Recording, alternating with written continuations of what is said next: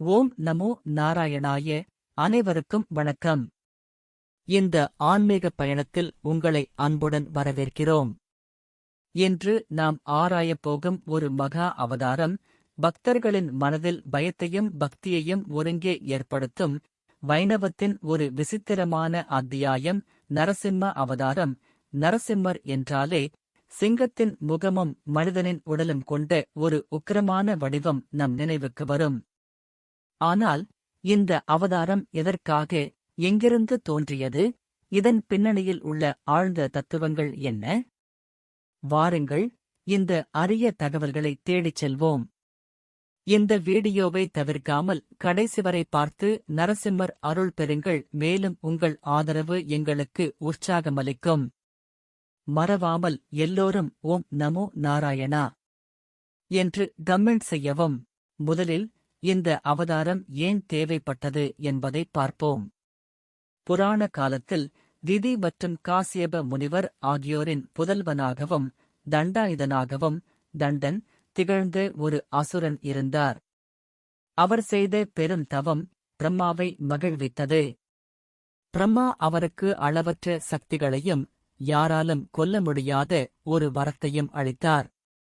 இதுதான் ஹிரண்யகசிபு. ஹிரண்யகசிபுவின் வரம், பிரம்மா, எனக்கு சாகாவரம் வேண்டும். நான் இரவிலோ பகலிலோ வீட்டிலோ வெளியிலோ ஆகாயத்திலோ பூமியிலோ மனிதர்களாலோ விலங்குகளாலோ தேவர்களாலோ அசுரர்களாலோ எந்தவித ஆயுதத்தாலோ கொல்லப்படக்கூடாது. நீராலோ நெருப்பாலோ எனக்கு அழிவில்லை. பிரம்மா இந்த வரத்தை வழங்கினார். இதனால் ஹிரண்யகசிபு தன்னை அழியாதவனாக கருதினார். இந்த வரம் கொடுத்த தைரியத்தில் அவர் மூவுலகையும் தன்வசப்படுத்தினார். தேவர்களை பணிய வைத்தார். தன் பெயரிலேயே அனைவரையும் வழிபடச் செய்தார். நாராயணா என்ற நாமத்தைச் சொல்வது கூட அவருக்கு பிடிக்கவில்லை. எங்கும் தன்னுடைய ராஜ்யம் மட்டுமே இருக்க வேண்டும் என்று நினைத்தார். ஆனால் விதி வேறு விதமாக எழுதியிருந்தது. ஹிரண்யகசிபுவின் சொந்த மகன் பிரகலாதன். அவர் பிறப்பிலிருந்தே நாராயண பக்தி கொண்டவர்.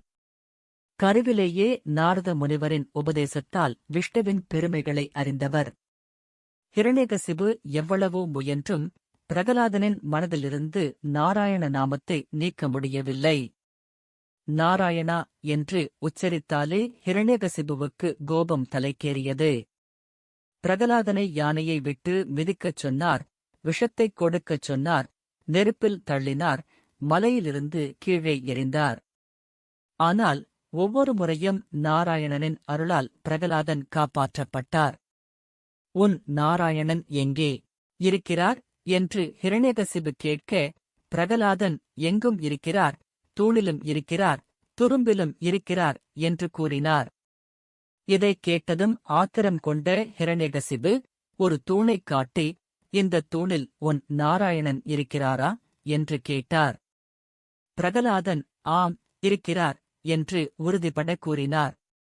உடனே ஹிரண்யகசிபு தன் கதாயுதத்தால் அந்தத் தூணை ஓங்கி அறைந்தார். பகவான் பரமேஸ்வரா, ஆம், அந்த ஒரு கணம் பிரபஞ்சமே ஸ்தம்பித்தது. அந்தத் தூண் பிளந்து உக்கிரமான ஒரு வடிவம் வெளிவந்தது. அதுதான் நரசிம்மர்.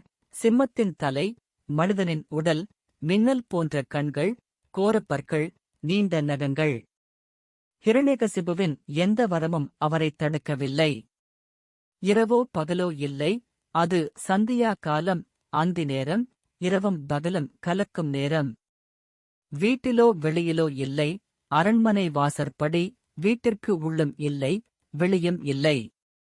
ஆகாயத்திலோ பூமியிலோ இல்லை, நரசிம்மரின் தொடை மீது ஆகாயமும் இல்லை, பூமியும் இல்லை.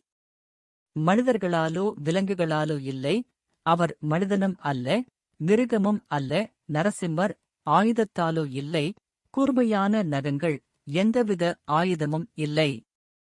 நரசிம்மர் ஹிரண்யகசிபுவை பிடித்து தன் தொடை மீது கிடத்தி, கூரிய நகங்களால் அவன் மார்பை பிளந்து, குடலை மாலையாக அணிந்து, இரத்தத்தைக் குடித்தார்.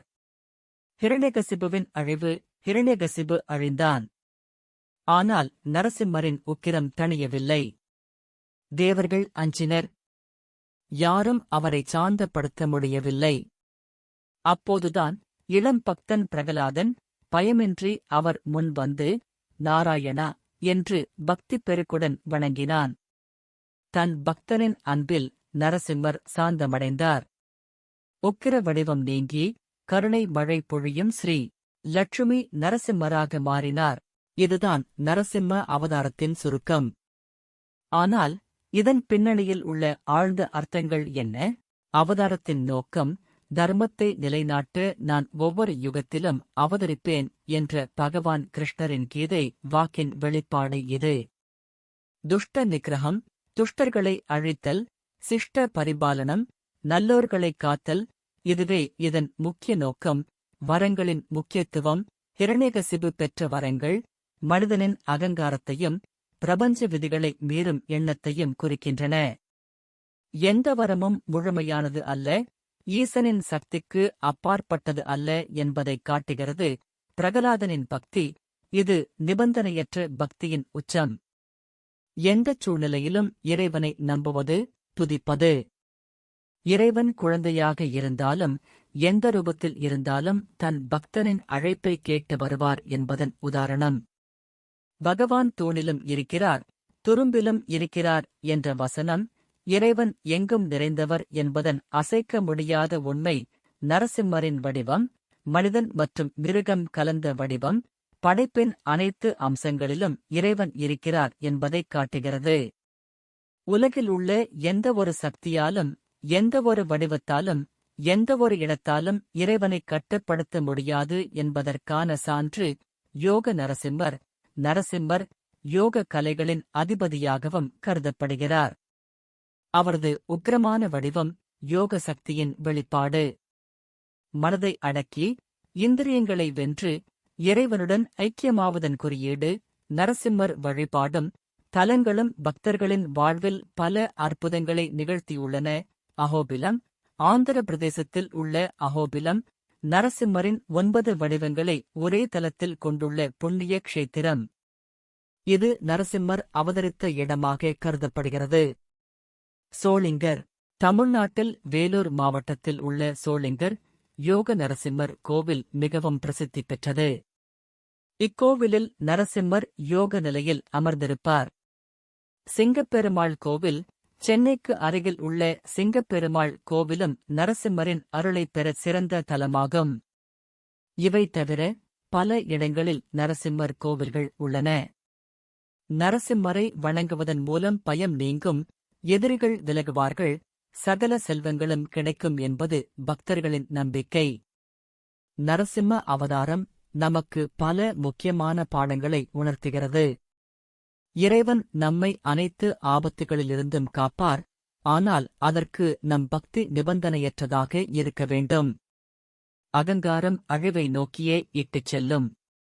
தர்மம் எப்போதும் வெல்லும். இந்த வீடியோ உங்களுக்கு பயனுள்ளதாக இருந்திருக்கும் என்று நம்புகிறோம். நரசிம்மரின் அருள் அனைவருக்கும் கிடைக்கட்டும்.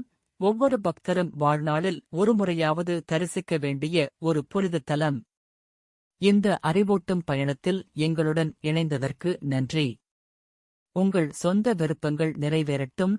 தெய்வீக இருப்பில் அமைதியையும் உத்வேகத்தையும் நீங்கள் காணலாம். இந்த காணொளி உங்களுக்கு பயனுள்ளதாக இருக்கும் என நம்புகிறோம். இந்த வீடியோ உங்களுக்கு பிடித்திருந்தால் தயவுசெய்து லைக் செய்யவும். உங்கள் கருத்துக்களையும் உங்களுக்கு இந்த கோயில் பற்றி தெரிந்த தகவல்களையும் நீங்கள் பார்க்க விரும்பும் பிற கோயில்கள் பற்றிய தகவல்களையும் கருத்துப் பெட்டியில் தெரிவிக்கவும். நமது சேனலை சப்ஸ்கிரைப் செய்து இந்த காணொளியை உங்கள் நண்பர்கள் மற்றும் உறவினர்களுடன் பகிர்ந்து கொள்ள மறக்காதீர்கள். மீண்டும் அடுத்த ஆன்மீக பயணத்தில் சந்திப்போம். உங்கள் ஆன்மீக பயணங்கள் சிறக்கட்டும். நன்றி, வணக்கம். ஓம் நரசிம்மாய நமக. ஓம் உக்ரம் வீரம் மகாவிஷ்ணும் ஜ்வலந்தம் சர்வதோ முகம் நிருசிம்ஹம் பீஷணம் பத்ரம் விருத்யம் விருத்யம் நமாம்யஹம்.